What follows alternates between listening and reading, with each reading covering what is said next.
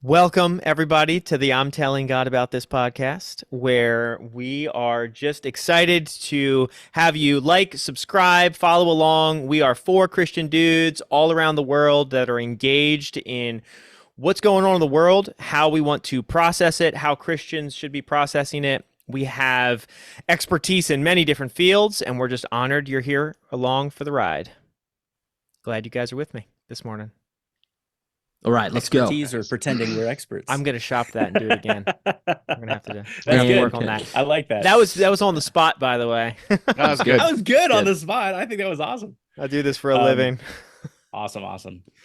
Well, a lot has happened in a week, I think, since we did our last episode. And one of the big things that has kind of taken the attention of the media and essentially the format of this podcast seems to be determined by Twitter or X or whatever they're calling it now. But the Tucker Carlson and Vladimir Putin interview, there was a lot of really interesting things that were said there. I think one of my favorite things about that is Tucker Carlson starts the conversation and asks him a really pointed question, and Vladimir Putin starts off and says, "Hey, look, are we having a real conversation here?" And he uses that as a veil to hide behind, like, I'm not gonna let you ask me any questions. I'm just gonna, and if you ask me hard questions, I'm gonna tell you you're not being serious. And so he's like, let me just take 30 seconds to a minute to explain a little bit about the history, and then he goes on for 30 minutes. Right. I've seen that meme where it's like just random interviews with like, well, you have to understand, the Grand Canyon was formed by the slow trickle of the Colorado River, and one thing led to another. So I've what's only hilarious? ingested this interview by way of memes. Secondarily, though, I have not watched it at all. So, I'm halfway through thing. it. Before we dive even into it, I mean, can we at least talk about like the fact that Tucker Carlson is in Russia interviewing Putin? Like, what the heck? Is the only person that Putin has given an interview to since the start of the war. The Which only is Western crazy. journalist to have that, which Yeah. is telling in and of itself. But yeah, hey, real quick, Tim, your camera is like super out of focus. As I was watching this, I only got halfway through. Josh Hughes, I could not let go of the fact of all of my undergraduate training and every word coming out of his mouth. And I was like, dude, this guy is good. Like, Okay, he so knows exactly I wanted to ask what you he guys was about doing that. every single step of the way. So my Background. favorite, You guys have a background in international. What is the actual title of it? international relations, strategic intelligence analysis. Right. So that I'm like, man, if I Sorry, I was didn't an mean to roll my analyst, eyes I would be super hard. taking Okay, so this when I apart. was, I know. So curious. Words that mean nothing. Yeah. So what it means is that Trust we no one. understand nothing and question everything. So one of the funny things about Vladimir Putin, so I used to keep on my desk for a long time a picture of him. Josh, since you have the screen sharing capability, look up Vladimir Putin and Ronald Reagan photograph real fast. See if you pull that up while I'm telling this story. What am I looking for? So just, you're looking for a picture. You'll know it when you see it. Are you sharing? Oh, okay. No, not that one. But this is a great classic picture. This one's my favorite. But go ahead and pull this up. We'll just pull this up since we're sitting here and you've got your screen shared. Okay. Oh, Lord. Oh, right. Vladimir Putin's a little This is boy clunky. in this picture. Yes. Well, no, Vladimir here we Putin's go. not the boy. Vladimir Putin's the dad with the camera. Oh. Yes. All right. So, Anderson, pull up Vladimir Putin and Ronald Reagan. Let me show you this You see picture. it? Yeah. Yep, there it is. Okay, so this is the picture that I used to keep on my desk when I worked in the Navy, where Josh and I used to work, as just a reminder that the guy who runs Russia is, okay, so do you see here the little boy about to shake Reagan's hand? Yeah. Okay, the guy standing behind him, behind the little boy with the camera around his neck, that's Vladimir Putin. That's that right there. That's Right? Vlad. Now, the story that I've been told about this picture that I've researched was that this kid was some essay winner or something like that in the Soviet Union who was brought to meet the president, right? And this guy behind him was supposed to be his dad. His dad, the KGB Lieutenant Colonel Vladimir Putin. So Yeah. like, here's a guy who has been, deep in the KGB for a long time. And I know there are people who will be like, well, he was a paper pusher or whatever. Okay, say whatever you want. Not only did this guy survive and make it through the transition, here's what's crazy about this interview. During this interview, he mentions personal conversations. He doesn't even say the president's names half the time. He just references them as like the leader of the nation at that time, right? And he's going through the period of like literally 4 presidents at least, right? Or no, excuse me. He goes back to Bush Sr., right? Right. Yeah. All the way back to Bush Sr., okay?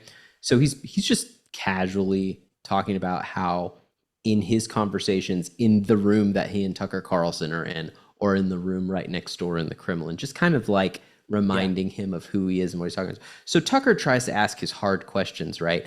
And there's one point where I literally just could not stop laughing because he makes a comment, Putin, just to kind of like does the Bane, like, do you think you're in charge? Like puts his hand on his shoulder and he looks at him and he's like, the CIA, the agency that I believe you tried to join, and it's a good thing you didn't. He literally calls out that like, I know you wanted to be a spy. Good thing you weren't successful. Josh, you can stop sharing your screen if you want. Let me try this again. All right, so there's a couple of things in the world today that are catching our attention. The Tucker Carlson and Vladimir Putin interview. And one of the aspects of the interview, I think, really touch on some of the areas that we're interested in, mainly the kind of the spiritual leadership and the church and spiritual authority and stuff like that. So let's go ahead and share that clip and start there. And let me know if you can see my screen, if I'm sharing the right screen. We can see it. All right. Okay, so let's go ahead. It's going to be about 2 to 3 minutes, and stop me at any point. Strange given the current situation. But the relations between the two peoples will be rebuilt anyway.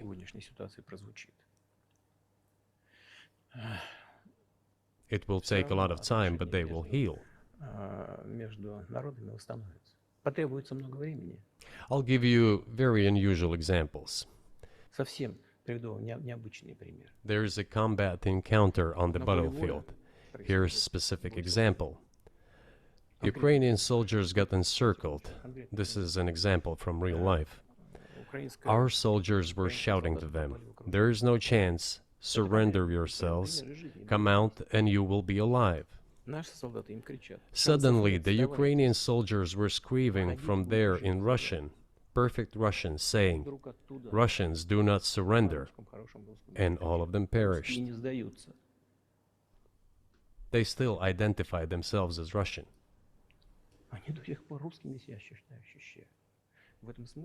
What is happening is, to a certain extent, an element of a civil war.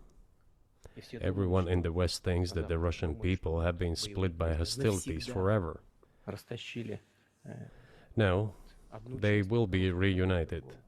The unity is still there.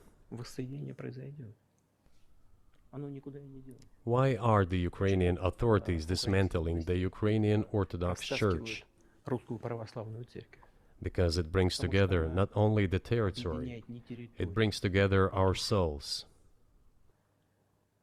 No one will be able to separate the soul. That's a good place to end that. Shall we end here, or is there anything else? He agrees with you. Yeah, Putin No one agrees. will be able to separate the soul.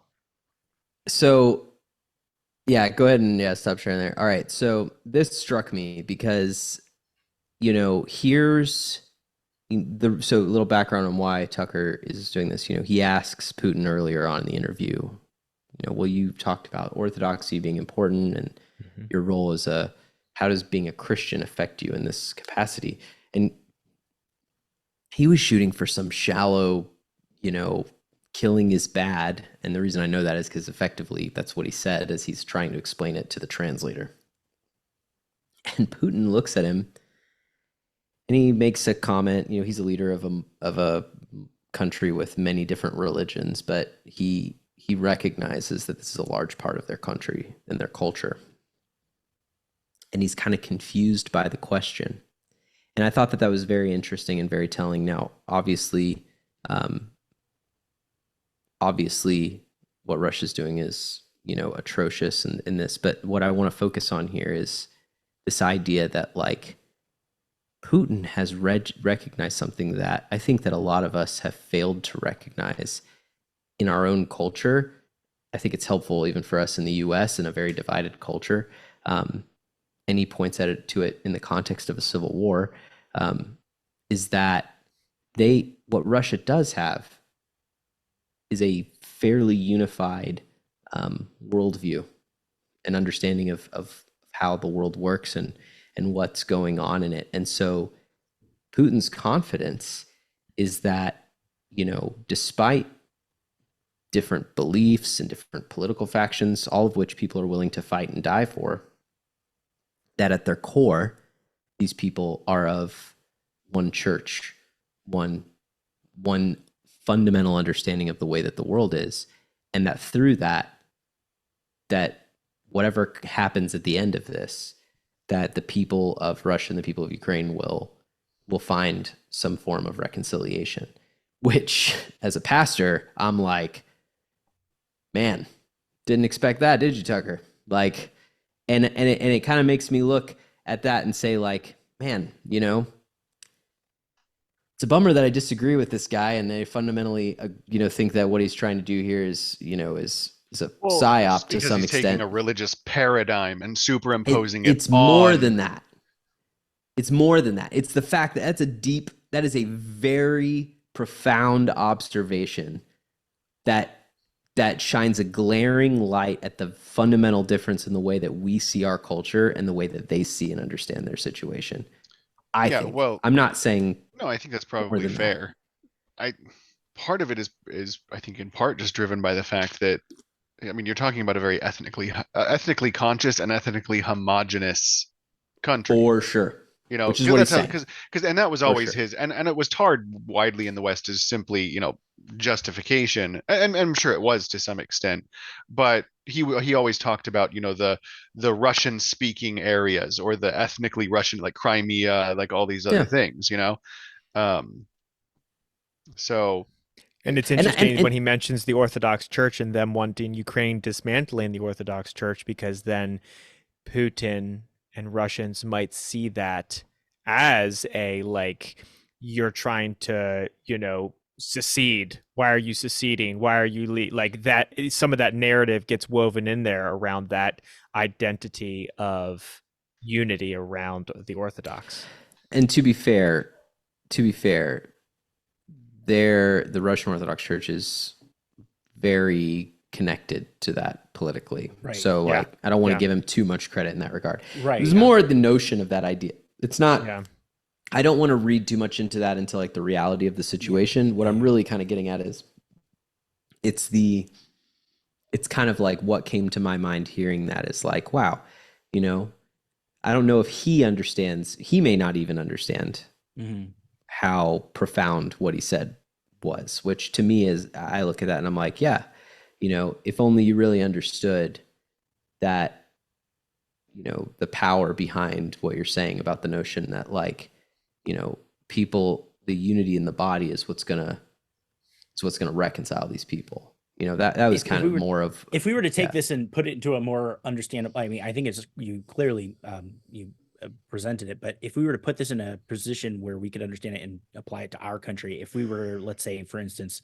if I could maybe not butcher this, but put it in a instance of we're at a civil war and there's two sides that were disagreeing over political areas, lands, geography. At the end of the day, what he's saying is, look, at the end of the day, we're a Christian nation and we will unify around the church, around God, around the saving grace of God. So relations will repair, kingdoms will rise, kingdoms will fall, but ultimately the grace of God will remain the same. Is that kind of the notion of what you think that he's saying, or is he saying something different in that regard?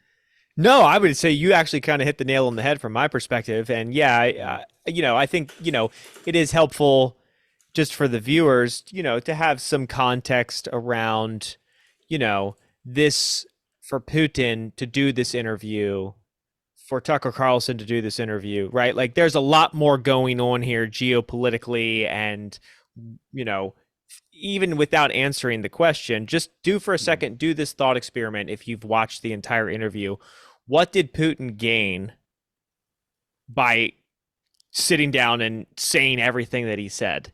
And like he didn't lose a lot.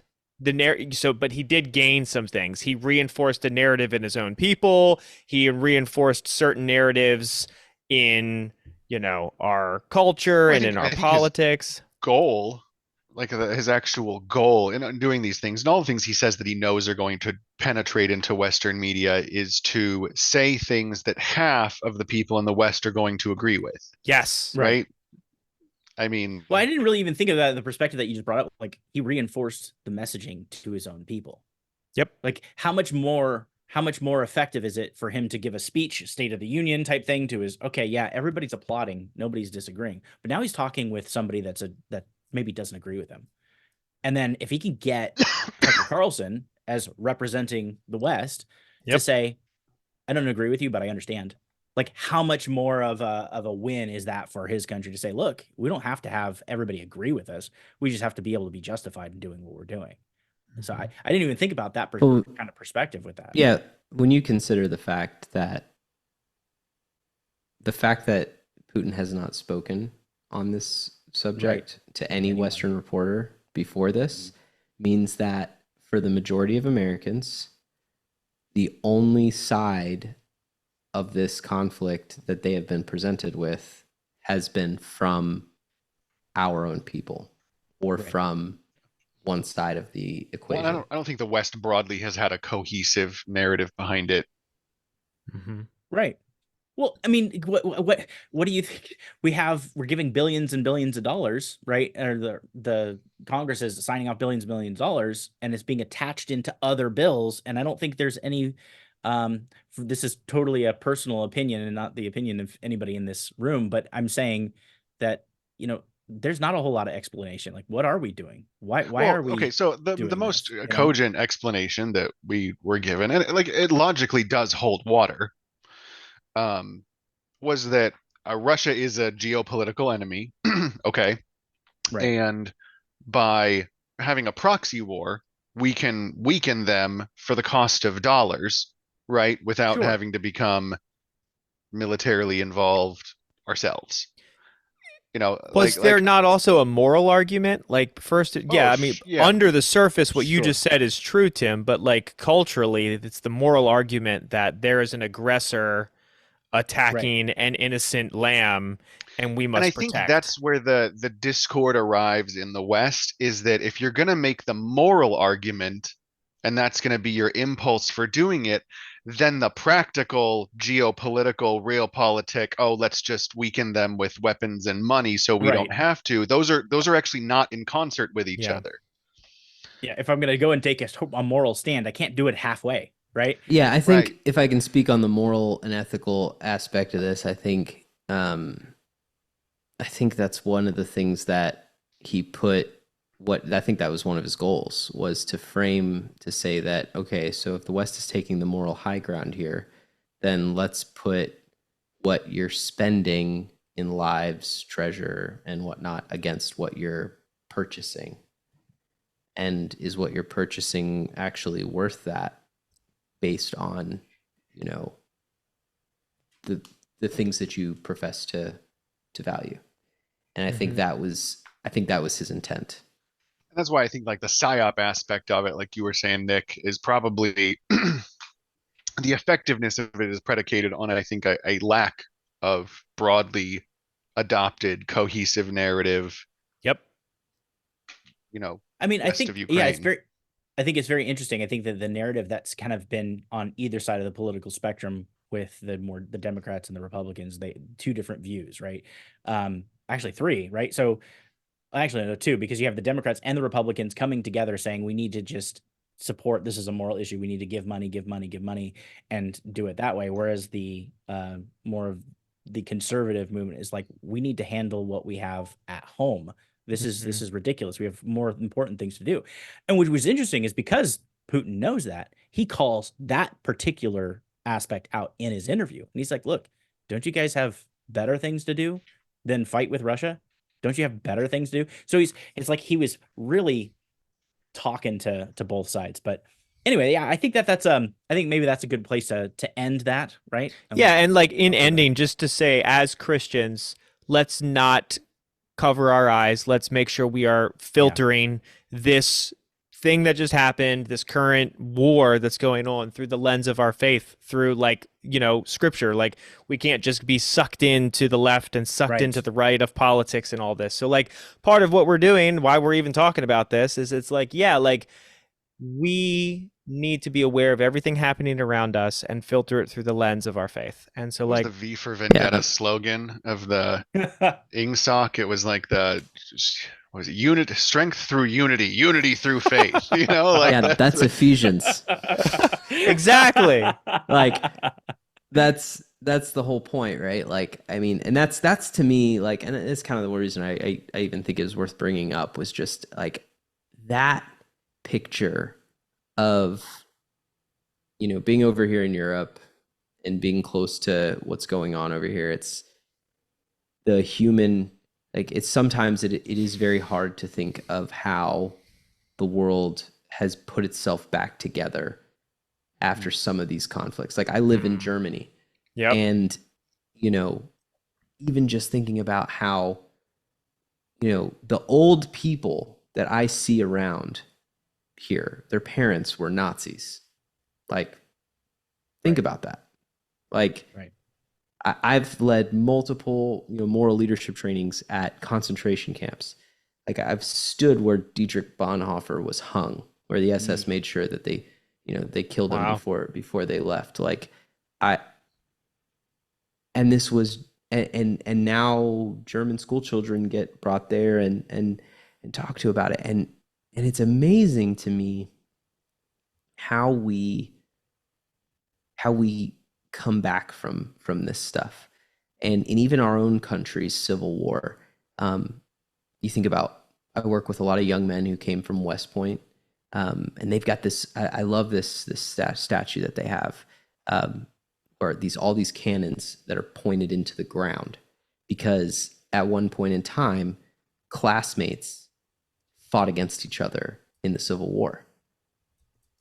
Like, that's right. And then they reconciled, post that, and came together. And it kind of gets back to what we've been talking about, even the last time we spoke, was like, what makes our country great?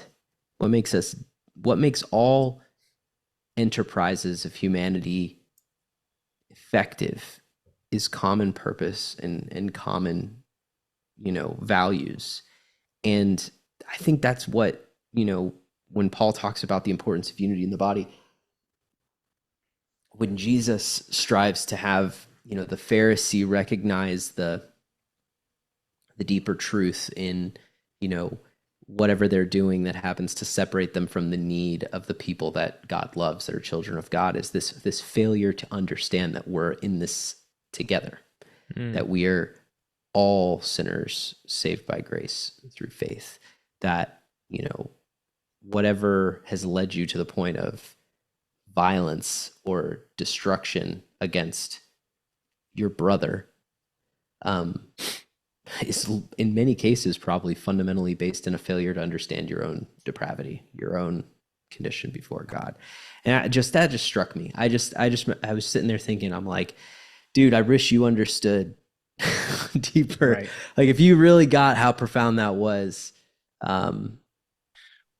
maybe when you say that there's some things that in history regarding the church, after once Christianity was no longer outlawed and the church was kind of coming together and able to make some public statements, there was a big argument over, should we allow pastors, priests, bishops to still partake in leadership, or just even in the church, if they essentially renounced the faith under torture, right? Or under, circumstances being a criminal in Rome, and they renounced their position. And then now that it's a legal thing, we come together. Do we receive these people? Well, I think faith? that Yeah, I mean, you would just obviously have to create a torture gauntlet at the end of every seminary, so you only ever ordain the If you can appropriately withstand the tough. treatment. You know, it's there's funny an you say idea. that, Tim. It's funny you say that. So I'm having a conversation with a guy who wants to go into ministry. Okay, and he's asking me about all the process and you know what it was like and like how do I do this and how do I transition from being a soldier to going through this whole situation. And I'm like, look, at the end of the day, here's what I'm gonna tell you. I can tell you how I did it. I can tell you what the roadmap is. But to do this, to take that mantle and to serve in this capacity in full-time ministry requires an understanding of what it means to walk by faith. There's only one way you learn how to walk by faith. Doing it. And it's walking by faith, which is not fun, generally speaking. Often Like, lots of and so that's trials why I and told him, like, so suffering. like I could literally give you the walk through to the game, but it ain't gonna go that way. And you wouldn't want it to, because you'd be fundamentally, you'd be missing the whole thing. Like, and so, yeah, like that's why I think looking at those kinds of that reminded me of that, because I'm like, yeah, like how are you going to judge somebody in those capacity? Yeah. Well, the answer obviously is that you look at Peter, right? Yeah. And I think that was part of the point, was like you're all weak and you all no matter suck. how zealous and so you're gonna sit there and do like the worst things. You're gonna deny me, which is also, anyway, that's neither here nor there, but just that, like, clearly there's reconciliation and there's not Mhm. banishment from the body or even Yeah, but there's suffering. I mean, he clearly, and that's a big thing. That's a great thing to think about or talk about. Is it's like one of my biggest things that I've noticed in the church and like amongst Christians, and a big frustration is like a lack of understanding of this whole concept in Scripture of the now and not yet.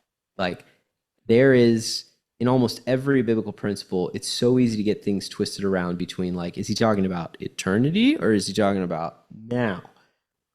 And that tension causes people a lot of frustration. It's a source of a lot of really bad theology, because people don't understand that. I'm like, hey, just because you're saved, just because we have the imputed righteousness of Jesus. Like, we wear the covering. Like, when we stand before God at the end of time in the final judgment, we'll place the contents of our life on the altar and it'll be consumed in fire. But what God's going to see is Jesus. Mm-hmm. Right. That doesn't mean that I don't know that I failed on earth. That doesn't mean that I don't carry the shame and the guilt and the frustration of failure. Well, kind of, though, sin. because you have in Isaiah, like I make a new heaven and a new earth. The former things shall pass away and will not come to mind. I mean, Right. how's that for perspective on what you're going through today? They just won't really be remembered in eternity. Not At like that they're going to be But we're But I talking mean about now. present. I'm now. talking Oh, about sure. present, though. Sure. Because people will always, that's what I'm getting at, is to say that, there's, and you can work through those, and you can lay all those things on, at the foot of the cross, and you can work past those things, but that is work. That does hurt. It is, suffering. So there are consequences for those things that we fail to do. Redemption. Like, look at the redemption Apostle- is real, but so are scars. Right. Like the Apostle Yeah, great. Thomas, right? Great. He died in Eastern India, right? And you don't hear, like, I'm not talking about like historical records, let alone scriptural. And you kind of wonder, to what extent, because this was the guy who, not like Peter, who obviously was denying before the cross and the resurrection, but this was doubting Thomas, right? Like, who got lightly chastised. Hey, you've seen and believed, great, but who's blessed is the people who believed without it. And he had to carry that with him for the rest of his life. And you look how far he went, I guess. And that's the question. Did part of him do that because of the struggle that arose from, that public doubt that kind of inaugurated the apostolic era. Mm-hmm. I don't know, Yeah. maybe not, but Yeah. No, that's good. I think that's good. Yeah, I mean, circling back to it, I mean, the thing that unites us as brothers, as Christians, as a Christian culture, I don't know. I like focusing on that. I like thinking about that. Putin's comment in passing, I think, holds deeper truth and can maybe even further inform us in this post-Christian nation, Whether he post-Christian realizes world. what he's saying or not. Yeah. Right. And Yeah. this is like, it's so funny. This is why I hate denominations. Like, Amen. I this second whole that. this whole consumeristic, I'm not saying I don't hate good theology or that standards about that. I'm getting like, ready to pounce so hard. You continue Or that though. you're already pro know. the All papacy. right. I'm not saying that. I know all it looks like I- I'm looking Vlog over here, him. but I'm I know. listening. Yeah, but you're listening. You're dialed in. What I'm saying is like the national boundaries of Christianity are uncompromising. Okay, but the state boundaries, right? And I know that we can draw a line from a minor variation at a short distance, and that is telling of a Sure. deeper problem at the far things. But there's a bit of work in that regard. But I mean, as a general rule, and I think this is emphasized by Paul, again in Ephesians, is this to say that like unity is such a critical theme in Scripture, and in our current world, especially in America, especially in the West, especially in a relativistic postmodernistic society, this notion of like a consumeristic Christianity, it's like, oh, I don't like the way you worship. And I'm looking at people going like, you are so deceived if you think that It's about you. it's about you, or that you have like how lucky What do you mean when are people say, to I have. don't like the way you worship? What do you, I mean, I'm speaking in that context of like superficial things like, oh, I go to a non-denominational, more hip church because they have a better worship team, or I go to a larger church because they have more, resources. see, I look down on the churches with the better worship teams. Right. And then there's those people too, right? So, but what I'm getting at is what I encourage people to do is to worship with the people that are within their friend group. And to me, I will always look back at the time that we spent together in Lynchburg, in Lynn Church, as one of the best decisions that we made was to say, let's invest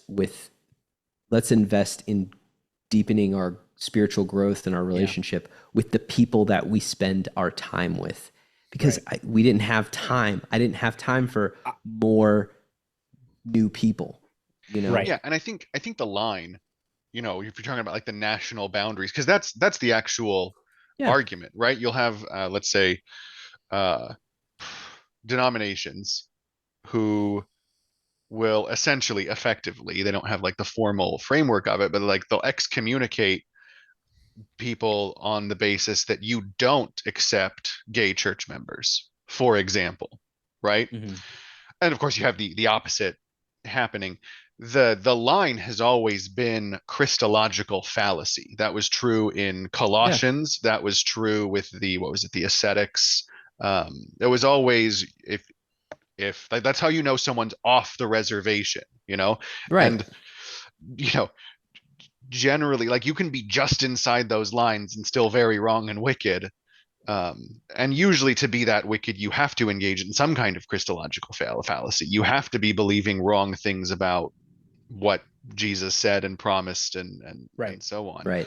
But that's always been the nature. And of course there are some more practical ones that have to do with like actual expressed immorality, because those are not, willful immorality. Well, and obviously. I think that the interesting thing, and a lot of, and just kind of going back to the idea of when we were together and doing kind of a house church thing that not according to any structure or any book that we read, I think a lot of our community came from being raised in church and kind of in some instances being jaded, feeling taken advantage of, maybe taking a step away from the church and finally coming back.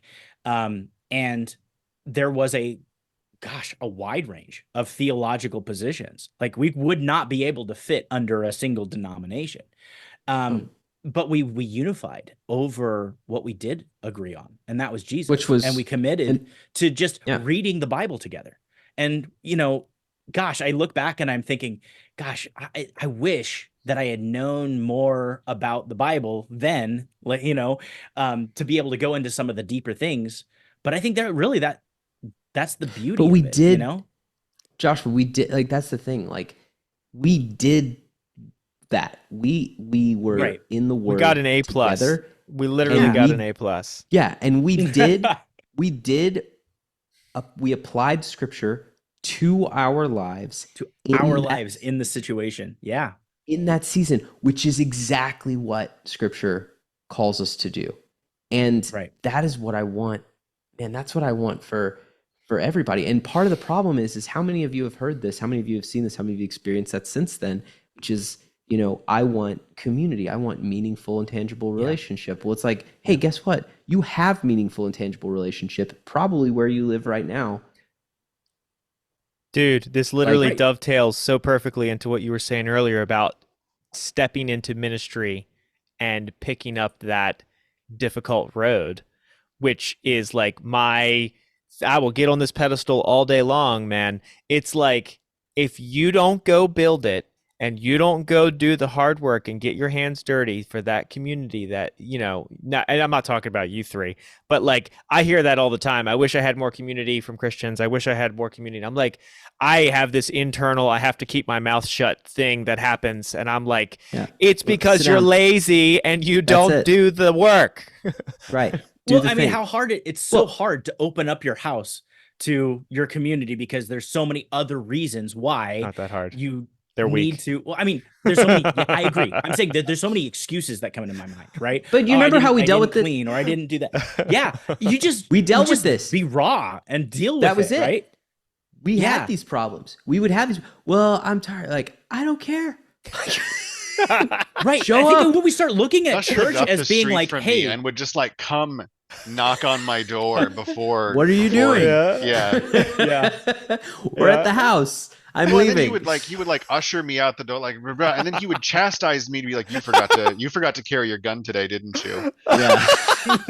Just priorities. Like, all right, that's all sir, it is, man. First of all, all it's forms just of accountability. Good NCO. What's ironic is you guys, it's like in the military, we have this like NCO concept of like communicate the standard, set conditions for success. Like that is discipleship. It's that simple. Do we have an agreed? That's why it's always a bait switch. Whenever that's like, you want to know how, I'll tell you, here's the secret sauce. If you're sitting here and you're listening to this and you're like, dude, I want to do that. I'm going to go ahead and tell you exactly how to do it. Here it is right here. This is the secret, right? So you get yourself a small group, right? And you get your church to, you get involved with your church, you get a small group, you sit down, and the first thing you go through, if you get to pick your own curriculum, whatnot, the first thing you do is you just baseline. You baseline. Here it is. Doctrine. What is it that we believe? What is it that Christians believe? Because that's your level. I came from the Mars Hill world back in the day. Right. Go ahead, put it in the comment section. I'll engage with all of you. Mark Driscoll's Doctrine book is one of my favorites because it literally is called Doctrine: What Christians Should Believe, which in a postmodern world I think is beautiful. But my point is this: you do that, you get that picture, and then you ask yourself the question, what is church? What is church? Is it what scripture do we base that on? Do we look at a comprehensive model from Acts? We get into the whole stuff. Obviously, there's an entire study of this, but fundamentally, Ephesians equip the saints for the work of the kingdom. So you've got people pouring into you, but you're gathered there together with people who are your friends, who are around you. What exactly do you need? You need some oversight, right? You need some guidance. You need that mutual held understanding of authority, of what the Word of God is, and then past that, it's you guys doing life together. And so my point is this: that has to become the focus of your collective walk. is if you're going to invest time, you're going to invest energy, then that's where you should do it. And if you're doing it with people who you know and you would spend time with and do those things anyway, it becomes a lot easier for you to look at somebody and be like, oh, that one how's one day a week working for you? Probably not great, because we're doing more with people one day a week. Now, I'm saying this looking back in hindsight, obviously with kids and with all the other things, life becomes a lot more difficult, but that's reality. People are social. We're created to be social. We're created to be engaged. So do life with the people that you do life with, and build that thing on your own, and hold the breakdown happens a lot earlier for a lot of people. I mean, you've heard about like probably the loneliness epidemic and stuff like that, and it's real. I see it in particularly younger people. They don't have anywhere to begin with on that. Like the people that they do life, they're not doing life with anybody. Yeah, and then people are telling people not to be forceful. I'm like, you know what a person who's lonely wants to hear? Where the hell were you last week? Yeah, that's so true. No, it's true. Right? Oh, you noticed? Yeah, I noticed. And more than I noticed, like, that's not okay. Like, come on, man. Like, yeah, you know who's the best at that is our mutual friend, David. Yes, 100%. Let me know, David. You're pretty good at it too, Josh. We'll have to have a fifth best. I learned who from comes Dave. in and moonlights. I learned from Dave. I learned faithfulness. He's from rich Dave. now. It's David. He drives a Volvo. Okay. I drive a Volvo too. I also learned that from Dave. He's rich now. David. So here's the thing with that. If we start approaching church more like you would a baseball team or something that you're actually committed to, you have the uniform, you got to make sure that you show up at practice. There's accountability there. I mean, you can miss a practice, but ultimately everyone's be like, man, God, we really need to see some commitment from you because we needed you. We're feeling like we're doing this alone. And I think it's getting circling around a community that is not intent on making you feel bad, but intent on making you better, and committing and submitting yourself to that goal to say, I want to be a better Christian. I want to be a better follower of Christ. I want to be comfortable in an environment where I can love on somebody and have them love on me in their struggles and in their weaknesses and in their vulnerabilities. I know them and I can speak into their lives. I'm praying for them. Like that, that's not church today, at least in America. And I would argue even in anywhere else in Europe. I think we're past the point of even being able to paint church in America with a broad brush. What are you even referring to? Yeah, what does that even mean? Well, when you talk about church, the structure of it, right? Like you have a church that is even like you come to church. Entire spectrum of church formats. Right, but none of them I think fit into that. No, you're right. Do you know why? This is what I'm getting. Why? I think to kind of point both of what you're saying, Josh. I agree with you. Mm-hmm. I think this is the issue. Why is that? Oh, well, I don't want to make you feel bad, or I don't want to make you feel. Do you know what all of those things have in common? A fundamental misunderstanding of what our job is. The body, the gathering of the saints exists, and this was fundamental. This was some of the first heavy conversations and things that we had a discussion in our group was, what is the purpose of gathering together? The church gathers to equip the saints for the work of the kingdom. The work of the kingdom is the mission of the body. Either you understand that and you have internalized it, or you haven't. I need like if you haven't internalized just for Josh, just an Ephesians counter, is that your favorite book? Is that your actual favorite book? Listen, Paul wrote 2/3 of the New Testament. Romans is like him, like he's like the Always Sunny, where he's like drunk and pointing at the yarn, and he's like, it goes here, and then it goes here, and then Ephesians is like his doctoral dissertation, that is such a borderline analogy. I got it all together. Scripture. Sorry, but like, there's a reason why Ephesians is so good, is because it's so well crafted to paint that picture, and this is the point: is you are either on board. Christians fail because to be a Christian, I use this as a chaplain all the time to connect it to a rifle. We are about Jesus. Oh, I love Jesus. Jesus is my personal savior. Jesus has saved me. I was lost, now I'm found. His grace, I have right, all these wonderful things. Well, that's like the rear sight of a rifle, right? And if you got a rear sight of a rifle and you put your eye behind it, oh, that's cool. Dude, you have something turned on. None of ours does that. I gotta figure that out. It's a setting you have. It's an Apple thing. Am I the only person on a Mac? Hold on, use a different finger. See what happens. Do it. Do it. All right, hold on. So I'm making a salient point here. The rear sight, if you've ever shot a rifle before, or a pistol, like if you just work off the rear sight, it's going to look okay real close, right? Like you could, in 10 feet, 20 feet, and you point and all you have is the rear sight, things are going to be okay. It's going to look like you know what you're doing.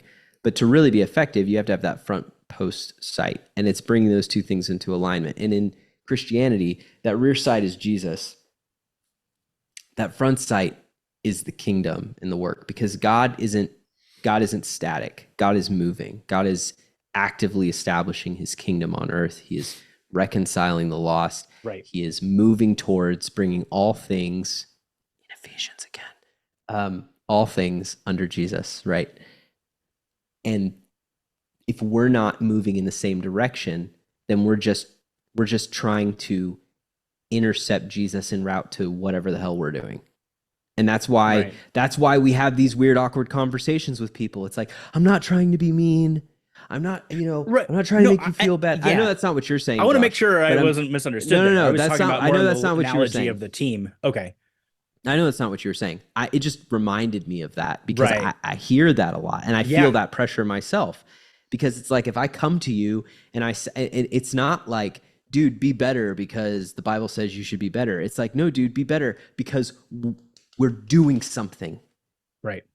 And we need it. Like, this is the way that God chose to do it through us. Let me kind of bring that back around to the origin of this conversation is when a people or a group or a country goes to shambles, you come together and you build yourself back up. You got to believe that conversation is completely different in an affluent society than hey, I'm building the society back up. It's like, hey, we don't have a choice at this point to really give on certain aspects of what Christianity is.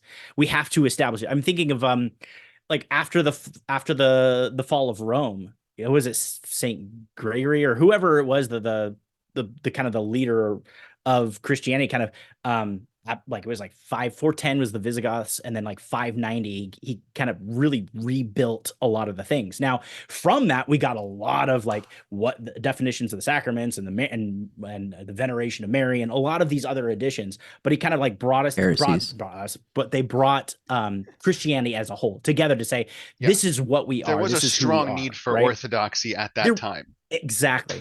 It did absolutely become orthodoxy in unnecessary and superfluous ways. And there were things that were unnecessary that kind of came in. And I would argue this is the same thing with the Reformation. They had to say salvation through grace by faith alone, right?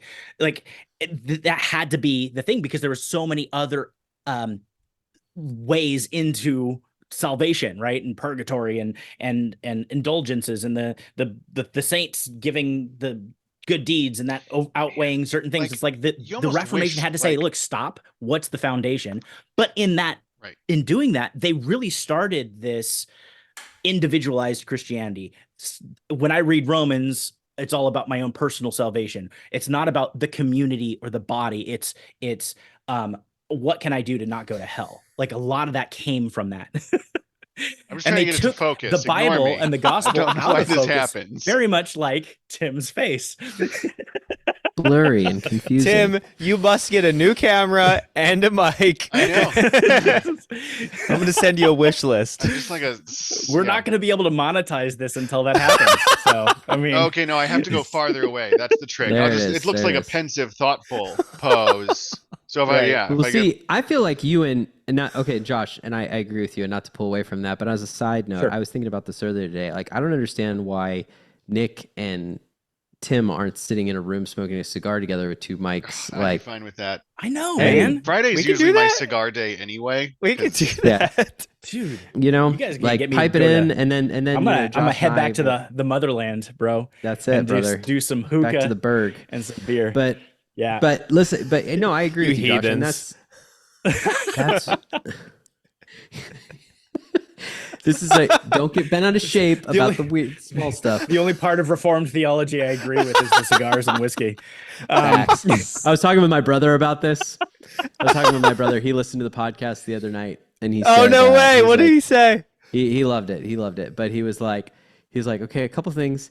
He was like, so maybe next time, like, summarize or like kind of wrap up Doug Wilson's ideas instead of showing Doug Wilson, because now all you're going to get is either the people who are like super into Doug Wilson and the people who aren't Right. are going to be like super not into it. He's like, also, you know, maybe not bring a knife, you know, up to the throat of all the Reformed people, like right off the bat. And I was like, first of all, they deserved it. And second, I will was like, hey, 100% I- sit here and do I an love- entire show defending the Reformed.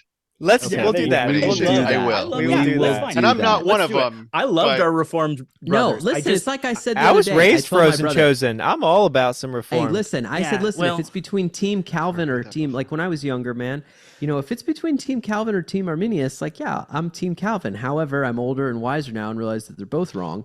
Yeah, And, well, and I just don't have to your pick a Baptist side. preachers are all reading Sproul, right? And Right. Spurgeon. Right. And so like Right. Right the here. idea that there's some big divide, it's like, guys, there's so much enmeshed right. here. yes, Yeah, is we that know is your that library complete is works of Sproul? extensive and wonderful. Spurgeon, yeah, okay. You have many leather-bound books. He- Right he's next to even my got Harold like Bloomington's 12 Essential Doctrines. Yeah. he's even got some authentic letters of depression that he wrote in darkness. So Now Yeah, that that's we're right. off to left field, what's our next topic? Sorry. sorry, yeah, I don't. And we're back. What do we got? And we're We have back. time for another topic, or Yeah, are let's we- pick up something I'm small. good. I mean, unless you guys got to go. Yeah, I'm no. fine. What did anything interesting? What's else? going on in your lives? Like, hey, let's just Hey. back up. Yeah. Yeah. Oh. So go ahead. Yeah, man. Oh, Laura's pregnant again. So What?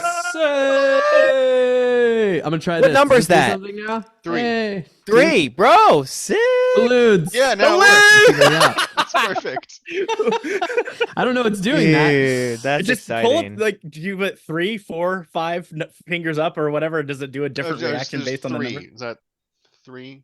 No. All right, Oh, no, you can't anyway. do the. You can't do the V for victory. No, You I gotta think do- if I make a peace sign, There it is. It's Yeah. balloons. That's Uh, weird. if I do a thumbs up, then it does that. I don't get that either. I don't know what you have turned on right now. That's funny. If Am I you're the only still person on here and Mac? you're listening to us, I'm sorry. I'm not apologizing. You're For welcome. those of you who are on the podcast and can't see this, subscribe to Oh, the channel. but like keep that Like, under yes, wraps. Like anybody exactly. who's listening to the podcast, don't tell my parents because they don't know yet. Like and subscribe for more exclusive content. Right. yeah, exactly. You'll hear Oh it my here gosh. first. The Oh, yeah. Libertos bought that's the Forever Compound location, Shut up. Nice. the For Forever real? House, Got 20 some acres acreage. at Yes. 2,600 feet with a 300-degree view of the mountains. Which No mountains? joke. So good. You have a creek? No, because that's at 2,600 feet. There's no Where- creek at that height. Where I'm from you at? California. Oh, well. Elevation means nothing to me. That's So outside of Lynchburg is Tobacco Row Mountain, which is right before you hit the Blue Ridge, and Yeah. we're the third highest peak on Tobacco Row Mountain. I now just told awesome. everybody where the compound's going to be. Sorry. How many Insider acres? knowledge. Mountain. Like and Let them subscribe. How know. many acres? 20. 20. All right, If so you I can pay get. for I'm the getting. I'm subscription, assuming you'll I have a slot. Like I got a space there. Yeah. You can have a bunk.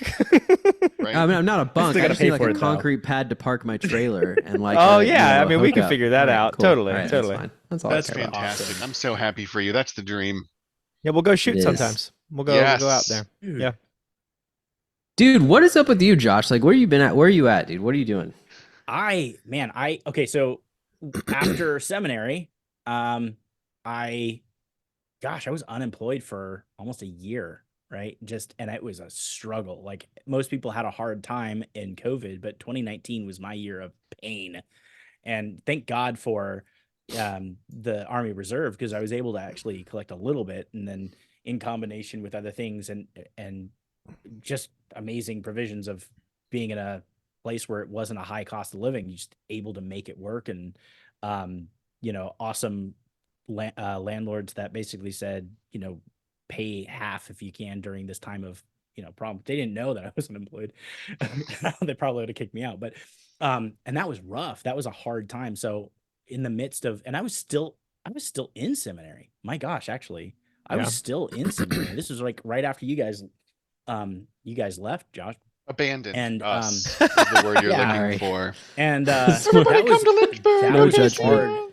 That was a hard 4 time. years. And then like, my wife is wanting to start a business that's more of like kind of an outreach, but and we're looking for places to settle down. We're just looking for places to settle down, also for family. And Austin is an area that kind of came up, and we were like, okay, let's pray about it. Let's see what we can do. And I put out a bunch of resumes in the area for security, engineer type thing, and just because that's the background, right?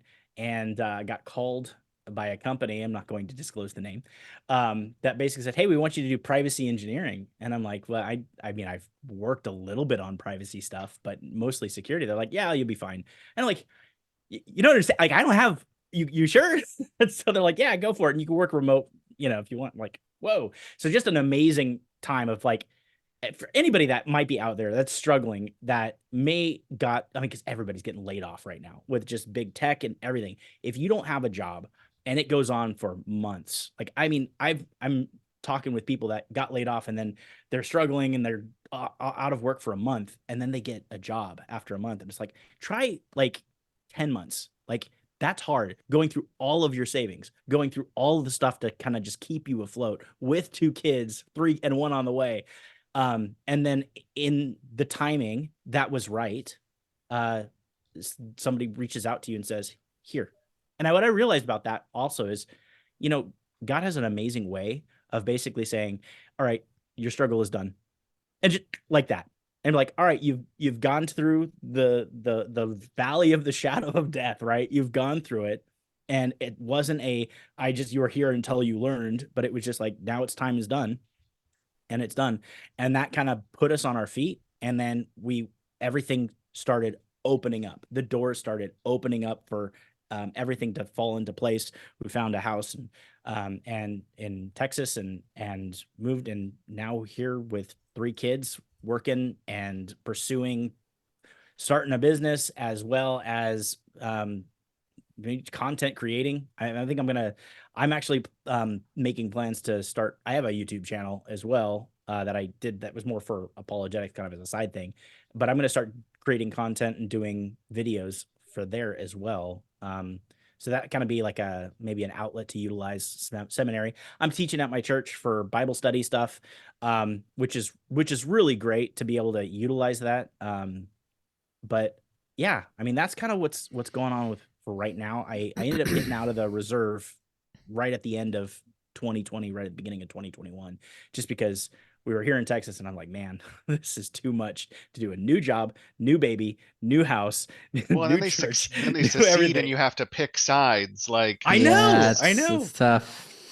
So anyway, but yeah, I mean, that's awesome, things are man. great right now, but right now, I think that's the vision. I've really gotten into more of like wanting to create content, more about theology, apologetics, have conversations around culture and things like that. So yeah. Nice. Have things been in Austin these days? Has it been good there? I mean, what's the tenor with everything going on? Gosh, it's great. There's just a lot. Everybody is funny. All of California moved to Austin, Texas, because it was the most liberal city in Texas. And then they bought their homes with cash, which pushed everybody else out. Like, because they're like, oh, and the market went from like a house being worth like $300,000 to like $650,000 overnight. That's crazy. And buying with cash. And so Texas doesn't have a state tax, or doesn't. Yes, but they do tax property a lot. And so all of these Californians are like, all right, I'm going to buy, and I'm having these huge, I'm paying for all of these things, and they pay for their house with cash. And then all of a sudden they get taxed on it, and it's taxed at not 300,000, at 600,000. And they're like, Yeah. I'm paying 2 mortgages. I'm paying 2 mortgages. And then everybody is starting to move out of Texas. Because, so yeah, it's been crazy, man. Oh, It's crazy. Californians are the worst. Yeah. It's true. Nerd. Present company excluded, obviously. Obviously. That's funny. But Have you gone to the it's comedy definitely- mothership yet? No, I want to. I want to. How do you live in Austin? You haven't been to see Uncle I know. Joe. I got 3 kids, man. I got 3 kids. That's Joe. not an It's excuse. crazy. But look, no, here's the thing too. I keep actually like, brings us all am up I to going to 3 run into then, Elon right? Musk? Oh, we're all With- y'all. Yeah, with Welcome. me and Nick Oh my gosh. Welcome. rounding out the 5-man Finally team. made Yeah. it, right? But no, but when I drive around, I'm half expecting to either see Joe Rogan or Elon Musk, and I'm not sure who I'd be starstruck over more with that, you know. What if you But- saw them both in the same Cybertruck? That could happen. It could happen. Like they I know would each love to be other. a fly on the wall. Yeah. Yeah. Oh, absolutely. It's yeah. in my. It's on my. My 2024 bingo card is. I'm gonna sit down with one of them this year. I'm This year. believing Wow. for that. That's my plan. ambitious. Wait, are you manifesting Bro. this? Is I'm that manifesting. Okay, That's all what right. I I, didn't the know if new there was a theological plan. thing I've bought into. I think you already have an manifesting. avenue, man. You just get in contact. You probably, I mean, I know that you have contacts with people that are very, very popular podcasters through, It's already you know what I mean? Like the people that I know that have We're sat not on putting the show any that of this know in the you. episode. I'm just putting that out No. there. we haven't mentioned anything yet, have we? There's no sensitive data. Oh, you're talking about this personal chat? Is that what you're talking about? Yeah, we're just talking. Oh, I'm just okay. kidding. Okay. This is fine. I mean, if there's something good comes out of it, we can cut it in. That's kind Oh, of. I wasn't talking about that. I wasn't talking about a personal chat. So I'm sorry if I jumped on. No. I What I don't was know saying about- was, I was suggesting. I do. I mean, but so what's funny is, okay, I'm cool with being done. We can just talk if that's cool. Yeah, with we'll you be guys. done. Yeah. And that was absolutely. fun for And I'm we're telling you. I'm telling God I'm about telling this God about podcast. this. Not I'm telling you. I'm telling God about this. We're working on it. That's right. Stick around, like and subscribe. It'll get better, and this is fun. Yeah. And I'm so, done being the person that says this every time. Yeah, no, it's good. I'll do. Great. I'll help We'll- out with that. We'll rotate. All right, go ahead and stop the recording. all right. So what I was saying was, Okay.